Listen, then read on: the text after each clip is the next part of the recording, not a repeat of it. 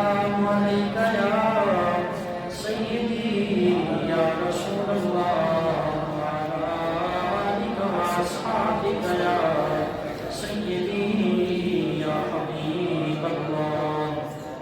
الصلاة والسلام عليك يا شفيع المذنبين وعلى آلك وأصحابك يا رحمة للعالمين. یا رب محمد، جب تک میرے جسم میں جان رہے تجھ پہ فدا تیرے محبوب پہ قربان رہے. یا رب محمد، جب تک میرے جسم میں جان رہے تجھ پہ فدا تیرے محبوب پہ قربان رہے. میں رہوں یا نہ رہوں یہ دعا ہے میری، دین محمد رہے عزت قرآن رہے. میں رہوں یا نہ رہوں یہ دعا ہے میری، دین محمد رہے عزت قرآن رہے. تعریف جو میں کرتا ہوں سید الانام کی، عزت بلند ہوتی ہے میرے کلام کی. اور میری قبر میں تشریف لائیں گے مصطفیٰ، عادت بنا رہا ہوں درود و سلام کی. عادت بنا رہا ہوں درود و سلام کی. اور نہ ہو بلند کیوں اسلام دنیا بھر کے دینوں میں، وہاں مذہب کتابوں میں، یہاں قرآن سینوں میں. ہر بحث سے بالا تر ہے ذات محمد کی، محبوب خدا وہ ہیں کیا بات محمد کی. ہر بحث سے بالا تر ہے ذات محمد کی، محبوب خدا وہ ہیں کیا بات محمد کی. اور ہر دور میں جو انمٹ ہے بخشا ہے ہمیں وہ قرآن. ہر دور میں جو انمٹ ہے بخشا ہے ہمیں وہ قرآن. امت کے لیے دیکھو سوغات محمد کی، امت کے لیے دیکھو سوغات محمد کی.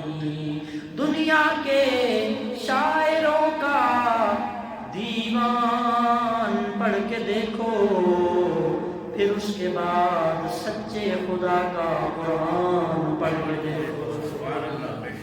آنکھیں بھی ہوں گی روشن دل بھی بنے گا گلشن. آنکھیں بھی ہوں گی روشن دل بھی بنے گا گلشن. تم بس صرف ایک سورہ رحمان پڑھ کے، تم بس صرف ایک سورہ رحمان پڑھ کے دیکھو. میرے انتہائی عزت و احترام کے لائق معزز محترم سامعین ناظرین، السلام علیکم ورحمۃ اللہ. آج کے مختصر وقت میں اللہ کے حضور ہم جمع ہیں. دعا ہے اللہ رب العزت اس اہم موقع پر حق اور سچ بولنے کی سعادت نصیب فرمائے. حق سچ بول کر سن کر اپنی دین دنیا آخرت کو بہتر بنانے کی توفیق عطا فرمائے. وما توفیقی الا باللہ علیہ توکلت و الیہ انیب. قرآن مجید فرقان حمید کا خوبصورت نصاب زندگی گزارنے کا اور اس آخری دنیا کو گزارنے کے بعد اگلی دنیاوی زندگی یعنی قبر کی زندگی اخروی زندگی کا جو نصاب قرآن کریم نے ہمیں عطا فرمایا، اس کی چند آیات میں نے آپ کے سامنے تلاوت کرنے کا شرف اللہ تعالیٰ نے مجھے بخشا ہے کہ رب تعالیٰ نے مومنوں کی صفتیں بیان فرمائی ہیں. کن کی؟ مومنوں کی صفتیں کہ مومنوں کے اندر کون کون سی صفت جمع ہوتی ہے، کون کون سی کوالٹی جمع ہوتی ہے. اور یہ موضوع اصلاحی ہے، اس میں نماز کے متعلق، زکوٰۃ کے متعلق اور خصوصاً یہ جو بسنت منایا جا رہا ہے اس کے متعلق تھوڑا سا اویئرنیس میسج، آگاہی پیغام ہوگا. کسی کی ذات کو کرٹیسائز بھی نہیں کرنا، بلکہ ایک عالم اور مفتی ہونے کے ناطے اپنا ایک ناطہ، ایک رشتہ جو دین کے ساتھ اللہ نے ہمیں دیا، اس کی خاطر. اللہ فرماتا ہے قد افلح المؤمنون، قرآن میرے سامنے ہے، 18واں پارہ ہے، سورہ مومنون ہے، پہلی آیت ہے. بے شک کامیاب ہو گئے مومن لوگ. کون کامیاب ہو گئے؟ یعنی پتہ یہ چلا کہ اہل اسلام اور اہل ایمان ہی کامیاب ہیں.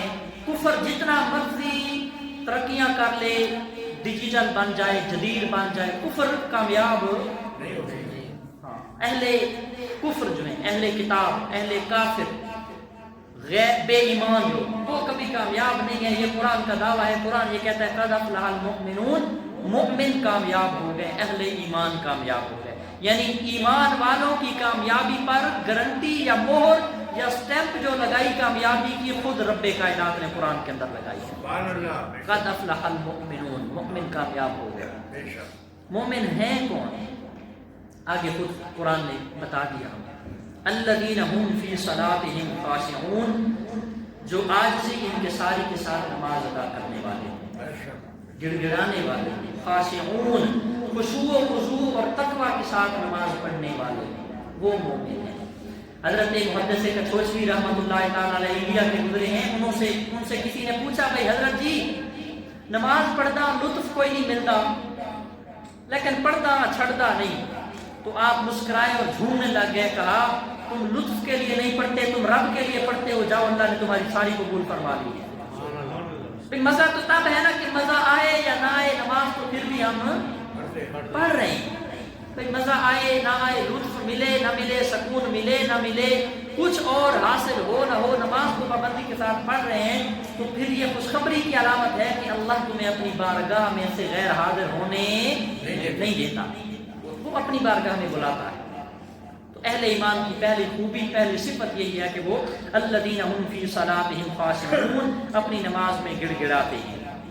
یعنی ان کے دلوں میں اللہ کا خوف ہوتا ہے، ان کے دلوں میں خوف خدا ہوتا ہے، ان کے اعضاء ساکن ہوتے ہیں، ان کے جسم کے اعضاء ساکن ہوتے ہیں. بعض مفسرین نے فرمایا کہ نماز میں خشوع و خضوع سے مراد یہ ہے کہ دل ان کا اللہ کی راہ پہ لگا ہوا ہو، دنیا سے ہٹا ہوا ہو. یہ خشوع ہے، اور یہ بہت کم لوگوں کو نصیب ہوتا ہے. اچھا جی، نماز میں خشوع یہ ہے کہ دل لگا ہو، دنیا سے توجہ ہٹی ہوئی ہو، اور نظر نماز سے باہر نہ جائے. یعنی زبان آپ کی نماز کی تلاوت کر رہی ہو اور آنکھیں آپ کی اللہ کا دیدار دیکھنے کے لیے بیتاب ہو. خدا کا دیدار، اللہ کا جلوہ، اللہ کی معرفت اور قربت اس کو کہا جاتا ہے. اپنی زبان میں معرفت مل جائے اور کسی اور طرف آپ نہ جائیں، کوئی عبث فضول لا یعنی بے مقصد کام نہ کریں، اور کوئی جو ہے آپ کے انگلیاں اور حرکات اور ہر قسم کی چیزوں سے آپ بچ کر تمام قسم کی توجہات کا مرکز یہی ہونا چاہیے کہ میں اپنے رب کی عبادت کر رہا ہوں، گویا میں اپنے خدا کو دیکھ رہا ہوں. اگر یہ کیفیت نہیں بن رہی تو کم از کم اتنا تو ضرور رکھنا چاہیے کہ خدا کو میں نہیں دیکھ رہا تو کم از کم خدا تو مجھے دیکھ رہا ہے. حضرت عبداللہ سہل تستری رحمۃ اللہ تعالیٰ علیہ بڑا نام گزرا ہے ولایت اور علم کی دنیا میں. آپ جنگل میں نکل گئے دنیا سے کٹ آف ہو کر، لا تعلق ہو کر، تو کسی راہگیر نے دیکھا کہ کل تو دنیا میں بازار میں بڑا نام تھا، بزنس تجارت اور بڑا کام تھا، شہرت تھی، دنیا میں بڑے مشہور آدمی تھے، بڑی فیمس شخصیت. تو جنگل میں عبداللہ صاحب تستری، یہ دنیا مشکل نہیں لگتی؟ جنگلوں میں گزارا کیسے کر لیتے؟ آپ کو ڈر نہیں لگتا؟ آپ نے کہا مجھے ڈر کیسے لگے گا کہ جب میرا دل کرتا ہے کہ میرا اللہ مجھ سے گفتگو کرے، رب کا قرآن کھول کر پڑھنے لگ جاتا ہوں. جب میرا دل کرتا ہے کہ میں اپنے اللہ سے گفتگو کروں، مصلی بچھا کے نفل کی نیت، نماز کی نیت کر لیتا ہوں، گویا میں اپنے رب سے ہم کلام ہو، گویا اپنے اللہ سے ہم کلام ہو جاتا ہوں. اپنے خالق سے گفتگو کرنے لگ جاتا تھا۔ نماز تو اس کے دیدار کا بہانہ ہے، نماز تو اس کی ملاقات کا بہانہ ہے، نماز تو اس کے دیدار اور جلوے کو بےتاب دیکھنے کا ایک ذریعہ ہے۔ اسی لیے تو اللہ رب العزت نے اس کو معراج کی شب اپنے حبیب کو یہ امت کے لیے تحفہ عطا فرمایا اور کہا محبوب تیری معراج کے تو لوح و قلم تک پہنچا، میری معراج کے آقا تیرے قدم تک پہنچا۔ ہمیں تو حضور کے در تک پہنچنا ہے، ہمیں تو حضور کے در سے وابستہ ہونا ہے، اپنی غلامی کا رشتہ محبوب کے قدموں سے جوڑنا ہے، اپنے آپ کا تعلق مصطفیٰ کے مدینے کے گنبد خضرا سے لگا، تب جا کر ہم کامیاب بن سکیں گے۔ تو نماز پڑھیں اللہ کی رضا کی خاطر، عاجزی، انکساری اور خشوع و خضوع کے ساتھ۔ فرمایا والذین هم عن اللغو معرضون، جو کسی بےہودہ بات کی طرف توجہ کبھی نہیں کرتے، منہ موڑ کر رہتے ہیں۔ بےہودہ بات کی طرف کوئی بلائے، بےہودہ کام کی طرف کوئی دعوت دے تو یہ بےہودہ بے حیائی کے کاموں کی طرف مومن کبھی جاتا نہیں۔ تو یہ دیکھیں اللہ تعالیٰ نے کتنے خوبصورت پیرائے میں ہمیں سمجھا دیا کہ مومن وہ کامیاب مومن ہے، مومن وہ ہے جو نماز پابندی سے عاجزی، انکساری اور خشوع و خضوع کے ساتھ پڑھتا ہے۔ ٹھیک ہے، یہ کیفیت ہوتی ہے کہ فَإِنَّهُ يَرَاهُ، کہ گویا کہ اللہ کو تو دیکھ رہا ہے، اگر یہ نہیں تو کَأَنَّكَ تَرَاهُ، یہ خیال کر کے وہ تجھے دیکھ رہا ہے۔ یعنی نماز میں کوئی دنیا داری کا خیال نہیں آنے دینا، اپنے ذہنوں کو صرف اللہ رب العزت کی ذات کی طرف متوجہ رکھنا ہے اور بےہودہ باتوں کی طرف کبھی توجہ نہیں کرنی۔ یعنی ہر لاغ و لعب، ہر کھیل کود اور تماشے اور باطل کاموں سے اور غلط کاموں سے مومن اپنے آپ کو ہمیشہ بچاتا ہے، اپنے آپ کو دور رکھتا ہے، ان چیزوں سے ہمیشہ اوائڈ کرتا ہے، اور وہ اس بات کے پابند ہوتے ہیں کہ اللہ رب العزت کی مرضی کے خلاف کوئی اور کام نہیں کرتے۔ مومن کبھی بےہودگی کی طرف، قرآن میں ہے ان الذین یحبون ان تشیع الفاحشۃ فی الذین ظلموا، وہ لوگ جو بےہودگی اور بے حیائی کا کام کرتے ہیں، اللہ قرآن میں فرماتا ہے کہ ان لوگوں کا کام ہے بے حیائی اور برائی کو پھیلا دینا، برائی کے کاموں کو پھیلا دینا۔ فرمایا ان کی جزا کیا ہے، انہوں نے اپنے اوپر ظلم کیا، دنیا میں بھی ذلیل و رسوا کر کے رکھوں گا، مرتے وقت بھی ذلیل و رسوا کروں گا، اور قبر میں بھی عذاب دردناک ان کو پہنچاؤں گا۔ تو اللہ تعالیٰ نے ہمیں جو عقل و شعور دیا اس کی بنا پر ہم سب جانتے ہیں کہ برائی کا راستہ کون سا ہے اور بے حیائی کے کون سے کام ہیں۔ تو ہمیں ان تمام چیزوں سے قرآن نے اور اسلام نے ہمیں منع فرما دیا کہ جن کے ذریعے مومن اپنی حیثیت، اپنی حکم اور سٹیٹس کو جو ہے وہ گرا ڈالے۔ قرآن کریم کی اگلی آیت فرمایا والذین هم للزکاۃ فاعلون، اور وہ مومن جو زکوٰۃ پابندی سے ادا کرتے ہیں، جو اللہ نے مال و دولت دیا اس میں سے رب کی راہ میں خرچ کرتے ہیں، یہ مومنوں کی شان ہے۔ یعنی نماز بھی پڑھتے ہیں اور زکوٰۃ بھی ادا کرتے ہیں اور فضول کاموں سے بھی ہمیشہ اپنے آپ کو وہ لوگ بچاتے ہیں۔ اچھا، ایک تفسیر میں نے پڑھا کہ 3 کام ایسے ہیں کہ وہ آپس میں لازم اور ملزوم ہیں، ایک کرو گے تو دوسرا بھی کرنا پڑے گا، اور ایک کرو گے تو دوسرا قبول ہوگا، کرو گے تو ایک کرو گے دوسرا چھوڑو گے تو وہ دوسرا بھی قبول نہیں ہوگا جو پہلے کر چکے۔ ایک یہ ہے اقیموا الصلاۃ وآتوا الزکاۃ، نماز بھی پابندی سے قائم رکھو اور زکوٰۃ بھی پابندی سے ادا کرو، ایک یہ ہوگا۔ قرآن کی ایک تفسیر میں یہ ہے کہ بھائی ایک شخص اگر نماز پابندی سے پڑھتا ہے، زکوٰۃ فرض ہے، زکوٰۃ نہیں دیتا، اللہ زکوٰۃ نہ دینے کے عذاب کی وجہ سے اس کی پڑھی گئی نمازوں کو بھی قبول فرماتا بولو نہیں۔ یہ ایک تفسیر ہے قرآن کی۔ اور اسی طرح ایک اور جگہ پہ فرمایا انشکر لی ولوالدیک، میرا بھی شکر ادا کر اور اپنے والدین کا بھی شکر۔ ہاں، اللہ کہتا ہے میرا بھی شکر ادا کر نعمتوں پر جو تمہیں میں نے اتنے انعام و اکرام سے نوازا، ان نعمتوں پر شکر کر، والدین کا بھی شکریہ ادا کر۔ مطلب جو رب کا شکر تو کرے اور اپنے والدین کا نہ شکرہ اور نہ قدرہ بن جائے، گویا اس نے اللہ کا شکر بھی ادا کیا۔ اس نے اللہ کا شکر کیا تو اللہ کی بارگاہ میں اللہ کا جو شکر کیا وہ قبول نہیں ہے، کیونکہ اس نے اپنے والدین کا شکر ادا نہیں کیا۔ اسی طرح تیسرا حکم بھی ہے، اللہ تعالیٰ کہ قرآن کے اندر رب تعالیٰ نے تیسرا حکم بھی ہمیں دیا ہے ان اللہ و ملائکتہ یصلون علی النبی، کہ اگر یہ سارے کام کرتے ہو اور نبی پر درود نہیں پڑھتے تو تم کامیاب پھر بھی نہیں ہے، اس لیے کثرت سے مومن وہ ہوگا جو درود و سلام بھی پڑھے۔ تو شکر بھی کرنا ہے والدین کا اور اللہ کا، تب یہ لازم و ملزوم اس لیے ٹھہرایا گیا کہ بھئی والدین کا شکریہ ادا کرو گے تو اللہ کا شکر قابل قبول ہوگا، اور نماز پڑھی ہے زکوٰۃ ادا نہیں کی تو پھر آپ کی نمازوں کو بھی رد کیا جائے گا، قبول نہیں کیا جائے گا۔ کوشش جن پر زکوٰۃ فرض ہے وہ اس کو ٹیکس یا بوجھ نہ سمجھیں، بلکہ صرف 2.5% ہوتا ہے، ٹھیک ہے جی، صرف 2.5%، 100 میں سے 2.5% یہ زکوٰۃ ہے آپ کی، تو آپ اپنی زکوٰۃ کو نکالا کریں، اس کو بوجھ نہ سمجھا کریں۔ والذین هم لفروجہم حافظون، جو اپنی شرمگاہوں کی حفاظت فرماتے ہیں۔ مومن کون ہے؟ جو اپنی حفاظت، شرمگاہوں کی حفاظت کرتے ہیں۔ مطلب کیا ہے؟ اللہ تعالیٰ نے ہمیں جو اعضاء عطا فرمائی ان کو کبھی غیر جگہ پر، حرام جگہ پر استعمال نہیں کرنا، ٹھیک ہے۔ اسی شکر کے زمرے میں بہت ساری قرآن کی ایسی آیتیں ہیں۔ اللہ تعالیٰ قرآن میں فرماتا ہے الم نجعل لہ عینین، کیا 2 آنکھیں نہیں عطا فرمائی؟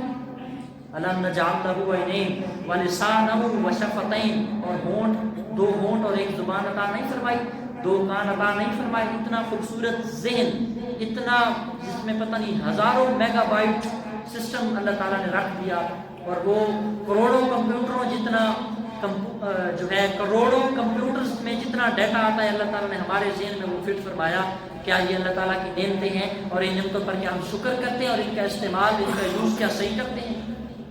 تو اللہ تعالیٰ کی یہ جو شکر والی ہے نعمت پر شکر ادا کرنا، یہ ادا یہ مومنوں میں پائی جاتی ہے کہ مومن ان چیزوں کا شکر ادا کرتے ہیں، اور ان کا شکر یہ ہوتا ہے کہ بھئی اللہ تعالیٰ نے آپ کو آنکھیں دی ہیں، ان آنکھوں کے ساتھ آپ کبھی غیر محرم کی طرف نہ دیکھیں، بری چیز کی طرف نہ دیکھیں، اللہ کی حرام کردہ چیزوں کی طرف آپ کبھی آنکھ اٹھا کر بھی نہ دیکھیں۔ اگر دیکھا تو آپ نے اللہ کی دی گئی امانتوں میں، امانت میں خیانت کرنے والے ہوں گے۔ اللہ تعالیٰ نے آپ کو جو آنکھ دی ہے یہ اس لیے تو نہیں دی کہ یہ بےہودگی کے کام دیکھے، بے حیائی کے کاموں کو دیکھے، برائی کے کاموں کو دیکھے، اور ایسی جگہوں کو دیکھے جن جگہوں کے دیکھنے سے اللہ نے اور اللہ کے حبیب نے بولو منع فرمایا، اس لیے نہیں عطا فرمائی۔ اور قیامت کے دن ایک ایک اعضاء، پارٹس آف باڈی جو اللہ نے دیے، ایک ایک عضو کے بارے میں پوچھا جائے گا۔ اسی لیے علماء کہتے ہیں شکر میں سے یہ ہے کہ اللہ تعالیٰ نے یہ جو آنکھیں دی ہیں، ان آنکھوں کو اتنا محفوظ رکھو، اتنا پاک رکھو، اس نیت سے پاک رکھو کہ جب مر کر مٹی میں جاؤں گا تو ان آنکھوں سے جلوہ خدا بھی دیکھوں گا، جلوہ مصطفیٰ بھی دیکھوں گا، جلوہ خدا بھی دیکھوں گا، جلوہ مصطفیٰ بھی دیکھوں گا۔ تو جلوہ خدا، جلوہ مصطفیٰ تو اسی کو نظر آئے گا نا جس نے دنیا میں رہتے ہوئے کسی کی ماں بہن بیٹی کو اپنی ماں بہن بیٹی سمجھا ہوگا، کسی کی ماں بہن بیٹی کی طرف گندی نظروں سے نہیں دیکھا ہوگا، کسی غیر محرم کی طرف آنکھ اٹھا کے نہیں دیکھا ہوگا۔ انہی آنکھوں کو لذت دیدار خدا نصیب ہوگا، اور لذت دیدار مصطفیٰ انہی آنکھوں کو نصیب ہوگا جن کی آنکھیں کسی غیر محرم کی طرف اٹھ کر نہ گئی۔ والذین هم لفروجہم حافظون، اپنی شرمگاہوں کی حفاظت کرتے ہیں۔ اللہ نے ذہن دیا، اس ذہن کو برے خیالات سے، بری سوچوں سے، برے وسوسوں سے، مخلوق خدا کے بارے میں برے پلان کرنے سے بچا کر رکھنا، یہ اللہ کی نعمتوں پر جو ہے شکر کرنے کے مترادف ہوگا کہ آپ کے ذہن میں کسی مومن بھائی کے لیے کوئی تکلیف کی سوچ نہ آئے، برائی کرنے کے بارے میں آپ کو سوچ نہ آئے۔ اگر کسی نے آپ سے برائی کر ڈالی، آپ یہ نہ سوچیں کہ اس نے برا کیا تو اب میں اس کے ساتھ کیا کروں، اس کو تکلیف دوں، کیسے دوں، یہ خیالات آپ کے ذہن میں نہ آئیں، بلکہ اس کے لیے اچھا سوچیں۔ اچھا نہیں سوچ سکتے تو کم از کم برا بھی سوچنے کی اجازت نہیں ہے۔ اللہ رب العزت نے ہمیں کان عطا فرمائے، اس کی کانوں والی نعمت پر شکر یہ ہوگا کہ تیرے کانوں میں کبھی غیر محرم کی آواز نہ آئے، برائی کی آواز نہ آئے، گانے باجے کی آواز نہ آئے، بلکہ تیرے قرآن تیرے کان جب بھی کوئی آواز سنے تو وہ آواز یا تو خدا کے قرآن کی ہونی چاہیے یا اس کے مصطفیٰ کے فرمان کی، اس کے حبیب کا فرمان ہونا چاہیے، درود و سلام کی آواز ہونی چاہیے، نعت شریف کی آواز ہونی چاہیے، کوئی اچھے کلام کی آواز ہونی چاہیے، اچھی گفتگو کی آواز ہونی چاہیے۔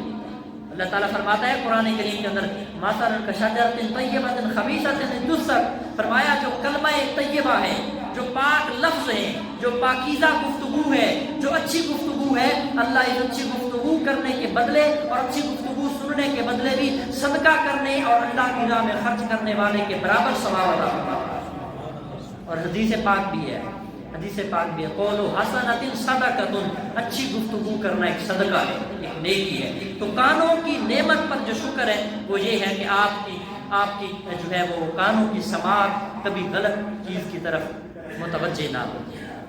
لیکن افسوس یہ ہے، رکشے میں سفر کریں گانا لگا ہوا ہے، کوچ میں سفر کریں گانا لگا ہوا ہے، بڑی بسوں میں سفر کریں وہاں LCD اور انڈین فلمیں لگی ہوئی ہیں اور گانے لگے ہوئے ہیں اور DVD پر ویڈیو باقاعدہ چلا کر امت کو گمراہ کیا جا رہا ہے۔ ٹرکوں میں دیکھیں تو وہ گانے سن رہے ہیں، ٹھیک ہے جی، ہوائی جہاز میں دیکھیں تو وہاں پر بھی بےہودگی، بے حیائی اور برائی کے کام، جن چیزوں سے اللہ اور اس کے رسول نے منع کیا تھا، رکشے سے لے کر ہوائی جہاز تک ساری چیزوں میں وہ کام جو اللہ اور اس کے رسول کی شریعت نے حرام کرا دیے، ہم سارے وہ چلا رہے ہیں، وہ لگا رہے ہیں اور وہ سن رہے ہیں، جن چیزوں سے اسلام نے منع کیا تھا۔ اب کانوں کی نعمت، اسی طرح اللہ رب العزت نے ہاتھوں کی نعمت دی ہے، پاؤں کی نعمت دی ہے، کوئی بھی آنکھوں کی نعمت ہے، ہر ایک نعمت کو شکر کا بہترین طریقہ یہ ہے کہ اللہ کی بتائی ہوئی شریعت اور لائے گئے اسلام کے جو مکمل ہمارے لیے وے آف لائف ہے، زندگی گزارنے کا بہترین نمونہ ہے۔ قرآن میں ہے لَقَدْ كَانَ لَكُمْ فِي رَسُولِ اللَّهِ أُسْوَةٌ حَسَنَةٌ، میں نے اپنے رسول کو سید البشر، امام البشر اور سب سے افضل البشر بنا کر اسی لیے بھیجا کہ میرا نبی کرتا جائے، تم دیکھتے جاؤ، میرے نبی کو فالو کرتے جاؤ گے، میرے نبی کی باتوں کو تم نقل کرتے جاؤ گے، تمہاری دنیا کو بھی کامیاب کروں گا، قبر میں جانے کے بعد قبر کو بھی جنت کا باغ بنا گا۔ دنیا کا اصول یہ ہے، دنیا کا قانون یہ ہے، ایگزامینیشن ہال میں آپ جائیں، وہاں کوئی نقل کرتا پکڑا جائے، جنہوں پنجابی جیسے کہنے ہیں بوٹی لائی، نقل کی تھی، کسی کا دیکھ کر لکھا، کسی سے پوچھ کر نقل کر کے لکھا، اس کو ایگزامینر، کنٹرولر امتحانات جو اوپر نگران ہے، سپروائزر ہے، جو بچوں سے ایگزام لے رہا ہے، پیپر دے رہا ہے، جس نے نقل لگائی نا اس کو سزا ملے گی، اس کو عذاب دیا جائے گا، اس کا پیپر کینسل کر دیا جاتا ہے، اس کو سزا دی جاتی ہے، اس پر فائن، جرمانے کیے جاتے ہیں۔ لیکن جہاں پر کیا فرمایا حضرت موسیٰ علیہ السلام، چلے ایک بات میں ساتھ ایڈ کرتا چلوں، حضرت موسیٰ علیہ السلام کا زمانہ تھا، ایک ہندو جادوگر تھا، مشرک تھا، وہ نقالی کرنے میں مشہور تھا، اللہ نے اس کو فن دیا، اس کو گر دیا، اس کو یہ طاقت دی، وہ میری نقل، آپ کی نقل، میری آواز، آپ کی آواز، میری چال چلن، آپ کی چال چلن، ہر ایک کی بنا لیتا تھا۔ ہندوؤں نے اس سے ڈیمانڈ کی کہ اللہ کے نبی موسیٰ کی نقل کر لے، اللہ کے نبی موسیٰ کی نقل کر لے۔ اس نے کہا چلو کچھ دن ٹھہرو، 40 دن کا عرصہ مانگا، اس نے حضرت موسیٰ کی طرف بال رکھے، حضرت موسیٰ علیہ السلام کی طرف داڑھی سجائی۔ اب ہے ہندو مشرک، بت پرست، بتوں کا پجاری ہے، ہندو ہے، غیر مسلم ہے، مشرک ہے، بتوں کا پجاری، لیکن نقالی کرنے میں مشہور، تو لوگوں نے کہا اللہ کے نبی، اللہ کے پیغمبر کی نقل کر۔ اس نے کہا 40 دن کی مہلت دو، کر کے دکھاؤں گا۔ 40 دن پورے ہو گئے، بھولیا، وضاقتہ، یہ ظاہری لک، یہ گیٹ اپ اللہ کے نبی موسیٰ جیسا بنایا۔ اب پیغمبر موسیٰ کی نقل کرنے گیا، میدان میں لوگوں کو جمع کیا کہ آج میں حضرت موسیٰ کی نقل کر کے دکھاؤں گا، کاپی کروں گا، جیسے حضرت موسیٰ چلتے تھے، کھاتے تھے، پیتے تھے، بولتے تھے، سوتے تھے، لیٹتے تھے، گفتگو کلام فرماتے تھے، ویسے کر کے دکھاؤں گا۔ میدان میں سارے لوگوں کو جمع کیا، جب جمع کیا تو بالکل سیم ٹو سیم، ہو بہو جس طرح حضرت موسیٰ چلتے تھے، کھاتے تھے، بالکل سیم وہی الفاظ، وہی طریقہ، وہی طور، بالکل کاپی کر کے رکھ دی۔ لوگ بڑے حیران، لوگوں نے داد دی، کچھ عرصہ زندہ رہا، فوت ہو گیا، جب مر گیا، قبر میں پہنچا، فرشتے آئے عذاب دینے کے لیے، اللہ نے وہی نازل فرمائی، اے فرشتوں خبردار، میرے اس بندے کو عذاب نہ دینا، میرے اس بندے پر تم نے عذاب نہیں ڈالنا، اس وجہ سے کہ یہ ساری زندگی غلط کام کرتا رہا۔ لیکن بنی اسرائیل کی روایت میں یہ موجود ہے بات کہ اس نے آخری لمحے میرے پیغمبر حضرت موسیٰ کی نقل کی، حضرت موسیٰ کی سنتوں پر، یعنی ایک قسم کا عمل کیا اور اسی عمل کی بدولت آج اس کو قبر میں عذاب نہیں بلکہ ثواب دے کر اس کی بخشش کر کے جنت کا حقدار بنا۔ تو مصطفیٰ کریم علیہ السلام کے امتیوں، اللہ رب العزت نے قانون یہ بنایا کہ دنیا کے ایگزامینیشن ہال میں، کمرہ امتحان میں کوئی بچہ نقل کرتا پکڑا جائے تو سزا ملتی ہے، عذاب ملتا ہے، لیکن اسی دنیا میں اگر آپ مصطفیٰ کریم کی نقل کریں گے، شریعت کو تن پر لائیں گے اور شریعت مصطفیٰ جیسے جیسے حضور نے زندگی گزاری وہی زندگی گزارتے جائیں گے، جیسے حضور نے کھایا پیا، حضور سوئے، حضور نے اعمال کیے، وہی اعمال کر کے دنیا سے جاؤ گے۔ اللہ فرمائے گا فرشتوں سے، خبردار باقیوں کو عذاب دینا ہے تو دو، لیکن یہ وہ بندہ ہے جس نے ساری کاپی کی، جس نے ساری سنتوں پہ عمل کیا، یہ میرے مصطفیٰ کا غلام آ رہا ہے، اس کو جنتی لباس پہنا کر جنت کا حقدار بنا۔ تو کوئی نقل کرے دنیا میں اس کو سزا ملتی ہے، لیکن جو نقل کرے گا کملی والے مدینے والے آمنہ کے لال کا، اللہ رب العزت اس کو سنتوں کی برکت، شریعت کی برکت سے آخرت میں کامیاب فرما کر جنت کا مستحق فرمائے گا۔ تو یہ لفظ نقل سمجھانے کے لیے ہے، مطلب کیا ہے؟ لقد کان لکم فی رسول اللہ اسوۃ حسنہ، مغرب کو نہیں دیکھنا، یورپین کلچر کو نہیں دیکھنا، ہندوؤں، مشرکوں اور یہودیوں کی رسموں کو نہیں دیکھنا، تم نے زندگی رسول اللہ کی دیکھنی ہے، اس زندگی کو پڑھنا ہے، پڑھ کر عمل کرنا ہے، عمل کرنا تمہارا کام ہے۔ تمہاری اسی دنیا کو بھی جنت کا نمونہ بنا کر پیش کروں گا اور مرنے کے بعد تمہیں دیدار خدا بھی دوں گا، دیدار مصطفیٰ بھی دوں گا۔ حضرت جنید بغدادی رضی اللہ تعالیٰ عنہ، جنید بغدادی شیخ عبد القادر جیلانی رضی اللہ تعالیٰ عنہ کی بھی مرشد ہیں، تھوڑا نام نہیں ہے کوئی۔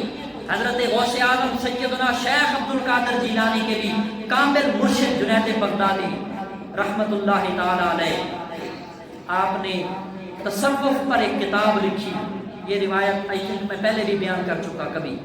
تصوف پر ایک بک لکھی، قرآن و حدیث کا مطالعہ کر کر کے، قرآن حدیث کا نچوڑ نکال کر تصوف اور صوفیات کی، صوفیزم پر ایک بک لکھی، کتاب لکھی۔ 12 سال محنت شاکہ کر کے، سٹرگل کر کے، دن رات کوشش کر کے کتاب لکھی تصوف پر۔ 12 سال کے بعد جب کتاب وہ تیار ہو گئی، 12 سال اس کو پڑھنے پہ لگایا، یعنی پڑھتے رہے کہ کوئی جملہ، کوئی لفظ، کوئی حرف اس کا شریعت محمدی کے خلاف تو نہیں جا رہا، پڑھنے پہ لگا دیا۔ 12 سال پڑھا، اس کو کاٹ چھانٹ کی، پلک جھپک نوٹ کیا، یعنی جو چیز پسند نہ آئی، قرآن حدیث کے خلاف تھی، اپوزٹ تھی، متصادم تھی، قرآن حدیث کے کہیں کوئی بات ذرا بھی شک والی، ڈاؤٹ والی خلاف جا رہی تھی، اس کو نکال لیا۔ کتنے سال ہو گئے ٹوٹل؟ 12 سال لکھنے پہ اور 12 سال اس کی تراش خراش پہ، 24 سال، اور پھر 12 سال اس سوچ میں لگا دیے کہ یہ امت کو تحفہ دوں کہ نہ دوں۔ یہ کتاب جو اتنی محنت، اسٹرگل، اتنی ایفرٹ، اتنی کوشش کے باوجود لکھی، امت کو تحفہ پیش کروں یا نہ کروں۔ کتنے ٹوٹل ہو گئے سال؟ 36 ایئر، 36 سال محنت کرنے کے بعد قرآن حدیث کا مطالعہ کر کے 12 سال لکھنے میں لگائے، 12 سال پڑھنے پر، سوچنے پر لگائے، اور 12 سال سوچنے پر، یہ ٹوٹل 36 سال لگائے۔ 36 سال کے بعد نتیجہ یہ نکلا، ذہن میں اللہ نے بات یہ ڈالی، جنید بغدادی اللہ کے قرآن اور محمد کے فرمان کے ہوتے ہوئے دنیا کے کسی جنید کی، کسی کتاب کی دنیا کو ضرورت نہیں ہے۔ قرآن ہی کافی ہے، رسول اللہ کا فرمان ہی کافی ہے۔ اونچی آنکھوں ذرا، سبحان اللہ، قرآن ہی کافی ہے اور رسول اللہ کا فرمان ہی کافی ہے۔ حالانکہ وہ کوئی، اس میں کوئی گانے باجے نہیں تھے، کوئی شریعت کے خلاف بات نہیں تھی، کوئی ایسی بات نہیں تھی جو شریعت کے اپوزٹ جا رہی ہے، اگینسٹ جا رہی ہے، نہیں، ٹوٹلی قرآن و حدیث کا نچوڑ تھا صوفیاء کے لیے، صوفی لائن، صوفیزم کے لیے۔ لیکن فرمایا نہیں، جنید قرآن کے اور رسول اللہ کے فرمان کے ہوتے ہوئے جنید کی کتابوں کی دنیا کو ضرورت نہیں۔ دنیا کہاں سے کہاں پہنچ چکی ہے۔ آج دیکھیں، ہم مغربی تہذیب کے ڈرے ہوئے، سہمے ہوئے، اتنا پروموٹ کیا جا رہا ہے بسنت کے تہوار کو۔ جانتے ہیں یہ کیا ہے؟ یہ تہوار کیا ہے؟ اس کی کبھی آپ نے ہسٹری کو کھولا؟ کبھی اس کی تاریخ کو آپ نے پڑھا کہ یہ کہاں شروع ہوئی، کب شروع ہوئی، کیسے شروع ہوئی، اور اس کے پیچھے بیک گراؤنڈ کیا ہے, اس کا پس منظر کیا ہے. لیکن نہیں, کسی نے زحمت ہی نہیں کی, کسی نے پڑھا ہی نہیں ہے, کسی نے اس کو دیکھا ہی نہیں ہے کہ بھائی اس کے پیچھے کیا ہے, ہم نے کس راہ پر چلنا ہے, ہم نے خود کو کون سی راہوں پر چلا ڈالا, اور جو ہمارے اوپر مسلط کیا گیا نظام, یہ سسٹم, ہم اس کے اندر اپنے آپ کو مشغول کر رہے ہیں. سیالکوٹ کا ایک ہندو تھا, اس کا نام تھا حقیقت رائے دہری. حقیقت رائے دہری یہ اسٹوڈنٹ تھا. یہ آج سے 300 سال پہلے کی بات ہے, اور اس نے یہ حقیقت رائے ہندو اللہ رب العزت کے محبوب کی بارگاہ میں اس نے گستاخی کی, سرکار کی شان میں اس نے گستاخانہ جملے بولے. اگرچہ آپ social media plate form use کرتے ہوں گے, اور بھی بہت ساری باتیں ہیں, لیکن زیادہ تر جو میری اسٹڈی میں آئی ہے, جو میرے مطالعے میں بات آئی ہے, وہ یہی ہے. حقیقت رائے دہری نامی ہندو, سیالکوٹ کا رہنے والا, اس نے حضور کی بارگاہ میں گستاخی کی اور حضرت سیدہ فاطمہ الزہرا سلام اللہ تعالی علیہا کی شان میں بے ادبی والے جملے بولے. یہ دور تھا نواب سر زکریا خان کی حکومت کا. اس وقت یہ جو ہے وہ گورنر تھا لاہور کا. یہ 300 سال پہلے کی بات ہے. پاکستان ہندوستان کا تو یہ تقسیم دو قومی نظریہ اس وقت یہ نہیں تھا. تو جس کالج, جس اسکول ادارے میں یہ پڑھتے تھے, مسلمان پیش میں آئے.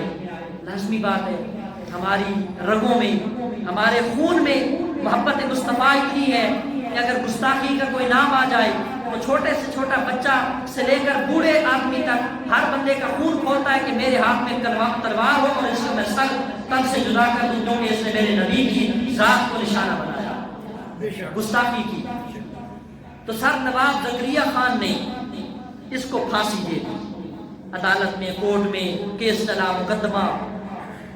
اور پھر یہ حقیقت رائے ہندو مارا گیا.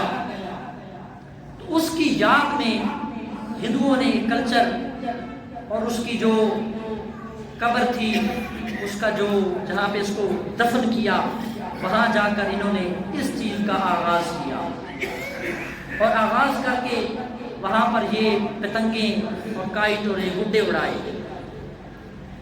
اور اس کا مقصد یہ تھا کہ پتنگے, گڈے, گڈیاں دور اوپر اڑیں گے نا, تو دور دراز جو مسلمان ہیں نا ان کو پتہ چلے گا کہ یہ وہ دن ہے جس دن ہمارے ہندو نے تمہارے نبی کو نعوذ باللہ گالیاں بکی تھی. یعنی دوبارہ زخم تازہ کرنے کی خاطر وہ گڈے اڑاتے تھے کہ دور دراز علاقوں تک آواز چونکہ نہیں جاتی تھی, پتہ نہیں ہوتا تھا, اتنا ڈیجیٹل سسٹم تو نہیں تھا نا اسپیکروں کا یا موبائل کا. یہ وہ دن ہے جس دن ہمارے حقیقت رائے نامی ہندو نے تمہارے نبی کو نعوذ باللہ گالیاں دی تھی. وہ گڈے اڑا کر لوگوں کو ہوا میں گڈے لہرا کر یاد تازہ کروایا کرتے تھے کہ یہ وہ دن ہے جس دن سیدہ فاطمہ الزہرا اور جناب محمد رسول اللہ کی شان میں گستاخی کی گئی. اور یہ باقاعدہ میرے پاس ثبوت موجود ہیں. نوائے وقت اخبار آج بھی مشہور ہے. 1994 کا نوائے وقت اخبار اس وقت بھی میرے فون میں موجود ہے. اس میں بھی یہی روایت موجود ہے. ایک کتاب ہے بسنت تہوار یا غضب پروردگار, یعنی اللہ کا غصہ ہے یا کوئی تہوار ہے, اس کی کتاب لکھی گئی 50 پیجز کی, وہ بھی میرے فون میں موجود ہے. کوئی پڑھنا چاہے میں اس کو دے سکتا ہوں. ان ساری چیزوں کا مطالعہ کر کے 2 منٹ میں گفتگو کو وائنڈ اپ کروں کہ اس سارے کلچر کو فروغ دینے والے ہندو تھے, اور ان کا مقصد یہی تھا کہ مسلمانوں کے جذبات کو مجروح کیا جائے, زخمی کیا جائے, اور ان کو جو ہے وہ ٹھیس پہنچائی جائے, تاکہ پتہ چلے کہ بھئی انہوں نے ہمارے بندے کو پھانسی کیوں دی ہے. حضرات محترم, یہ ساری باتیں الگ. میں صرف اتنا سوال کرتا ہوں, جب میلاد شریف آتی ہے اس وقت یہ لوگ کہتے ہیں کہ یہ کہاں لکھا ہے, تاریخ میں دکھاؤ, حدیث میں دکھاؤ, قرآن میں دکھاؤ. میرا ان سے سوال ہے بسنت قرآن میں دکھاؤ اور حدیث میں دکھاؤ. جو لوگ کہتے ہیں 11ویں کتنے لکھیاں, اور تو اور یہ کل پرسوں شب برات تھی, اور شب برات پہ بھی لوگوں کو تکلیف ہے. شب برات میں کیا ہوتا ہے ذرا تم بتاؤ, مجھے آپ سے کوشچن ہے, کیا ہوتا ہے شب برات؟ بولو نا ذرا, کیا ہوتا ہے؟ وہ ڈی جے, ناچ گانا, ڈانس, شراب, کوئی بے حیائی بےہودگی کا کم ہوتا؟ خدا کی عبادت پر لوگ دلیلیں مانگتے پھرتے ہیں اور ویڈیو بنا کر نیٹ پہ چلا رہے ہیں کہ شب برات کی کوئی حقیقت نہیں ہے، شب برات کی کوئی حیثیت نہیں ہے۔ شب برات پر اتنا زور لگانے والوں، کاش اتنا زور بسنت کے انکار پر تم لگا دیتے، جہاں اللہ کی عبادت سے روکا جا رہا ہے اور دلائل مانگے جا رہے ہیں کہ قرآن حدیث میں شب برات کہاں لکھا ہے، کس نے منائی ہے، کیسے منائی ہے۔ حالانکہ واضح اور مسترد ترین 5 حدیثیں دکھا سکتا ہوں، بخاری اور مسلم کے بعد ترمذی، ابن ماجہ، کنز العمال کی حدیثیں، کہتے ہیں وہ حدیثیں تو ضعیف ہیں۔ بھئی ضعیف ہے جو بھی ہے، اللہ کی عبادت کے لیے بھی اب دلائل کی ضرورت ہوگی قوم کو۔ ذکر خدا، ذکر مصطفیٰ کی محفل سجانے کے لیے بھی لوگوں کو روکا ٹوکا جائے گا، اور ہندوؤں کی رسم سرکاری طور پہ منائی جا رہی ہے۔ اب دیکھیں، سب سے پہلے اللہ تعالیٰ قرآن میں کہتا ہے وَلَا تُلْقُوا بِأَيْدِيكُمْ إِلَى التَّهْلُكَةِ، یہ قرآن ہے، اپنے آپ کو اپنے ہاتھوں ہلاکت میں ڈالو۔ کتنے لوگوں کی گردنیں کٹتی ہیں، کتنے لوگوں کی جانیں ضائع ہوتی ہیں، کتنے بچے چھتوں سے گرتے ہیں، کتنی بجلی کی شارٹ سرکٹ ہوتا ہے، تاریں کریش ہوتی ہیں، کتنا نقصان ہوتا ہے ہر سال۔ اور اللہ کے قرآن میں کہتا ہے وَلَا تُلْقُوا بِأَيْدِيكُمْ إِلَى التَّهْلُكَةِ، اپنے آپ کو ہلاکت میں نہ ڈالو اپنے ہاتھوں۔ ایک چیز۔ دوسری، اللہ فرماتا ہے إِنَّ الَّذِينَ يُحِبُّونَ أَن تَشِيَّعَ الْفَاحِشَةُ، وہ لوگ جو بے حیائی اور برائی کے کاموں کو پروموٹ کرتے ہیں، یہ نیکی کا کام ہے، پیلے رنگ کے کپڑے پہنتے ہیں، شرابیں پیتے ہیں، ہوٹلنگ کرتے ہیں، ڈانس کرتے ہیں، گانا، میوزک، ڈی جے سانگ بجاتے ہیں، یہ حلال ہے؟ یہ چیزیں کہاں سے آ گئی ہیں؟ تو قرآن نے اس چیز سے بھی منع کیا کہ بے حیائی اور برائی کے کام نہ کرو۔ تیسرا، اللہ تعالیٰ قرآن میں فرماتا ہے ان المبذرین کانوا اخوان الشیاطین، بے شک جو فضول خرچی کرتے ہیں وہ شیطان کے بھائی ہیں۔ کیا یہ فضول خرچی نہیں ہے؟ جنہاں نوں مرچاں لگ دیاں کہ میلاد نہ مناؤ، میلاد والے پیسیاں دی غریب دی بیٹی دی شادی کرو، اج مر گئے، اج بسنت والے پیسیاں دی غریباں دی شادی کرو نا، کیوں نہیں کرتے غریباں دی بیٹیاں دی شادی؟ تانوں میلاد دے پیسیاں تے غریب دی بیٹی دی شادی نظر آ جاندی ہے، تے بسنت تے جڑا لکھاں کروڑاں روپے لگا رہے ہو اوتھے تانوں یاد نہیں آندا غریب دی بیٹی دی شادی۔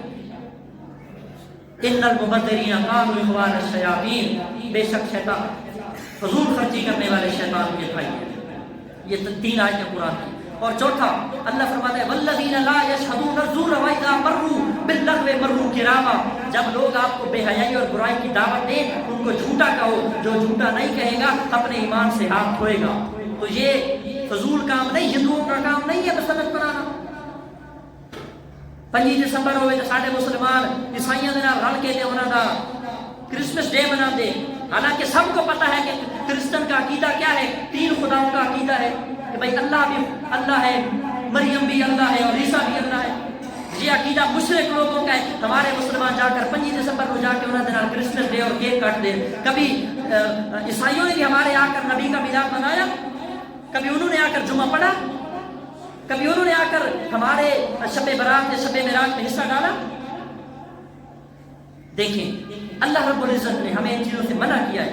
آگے قرآن کے اندر ہے والذین هم عن اللغو معرضون، جو آیت میں نے شروع میں سٹارٹ اپ لیا، مومن وہ ہے جو وہ حیائی اور برائی کے کاموں سے رکتا ہے اور اپنی شرمگاہوں کو محفوظ رکھتا ہے۔ لیکن دیکھیں لاہور میں کیا ہو رہا ہے، دیگر جن شہروں میں یہ منایا جا رہا ہے، کیا کیا نہیں ہو رہا ہے۔ لاکھوں کروڑ روپے نقصان ہو رہا ہے، جانیں ضائع ہو رہی ہیں، فضول خرچی ہو رہی ہے، وقت کا ضیاع ہو رہا ہے، ملک کی املاک کا نقصان کیا جاتا ہے۔ اور آخری حدیث پہ گفتگو وائنڈ اپ کروں، حضور نے فرمایا من تشبہ بقوم فہو منہم، جس نے کسی قوم کی مشابہت اختیار کی، میں نے مسلمانوں کی مشابہت اختیار کی، مجھے مسلمان ڈکلیئر قرار دیا جائے گا۔ میں نے ہندوؤں والا کام کیا تو آپ کا حق بنتا ہے کہ مجھے ہندو کہیں، کیوں؟ اللہ کے حبیب کا فرمان ہے من تشبہ بقوم، جس نے کسی قوم کی ریسمبلنس اختیار کی، مشابہت اختیار کی، جس قوم نے کسی دوسری قوم کا رنگ اپنے اوپر چڑھایا فہو منہم، وہ بندہ اسی قوم میں سے شمار کیا جائے گا۔ اور آخری حدیث فرمایا المرء مع من احب، جو بندہ دنیا میں جس سے محبت کرتا ہے قیامت کے دن اسی کا حشر اسی کے ساتھ ہوگا۔ تو آج سوچ لیں اگر دنیا میں رہتے ہوئے نبی کے وفادار کے ساتھ آپ کی یاری سنگت اور محبت ہوگی تو قیامت کے دن آپ کو نبی کے وفاداروں کی सामने उठाया जाएगा और नबी के गद्दारों के साथ अगर आपकी दोस्ती और ताल्लुक होगा तो क़यामत के दिन आपको नबी के गद्दारों और मुनाफिकों के सामने उठाया जाएगा।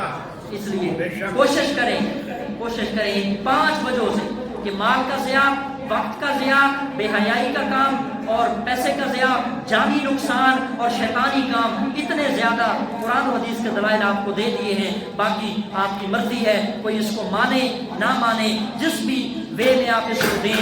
अल्लाह ताला से दुआ करते हैं अल्लाह ताला हमें मोमिनों वाले काम करने नसीब फरमाए।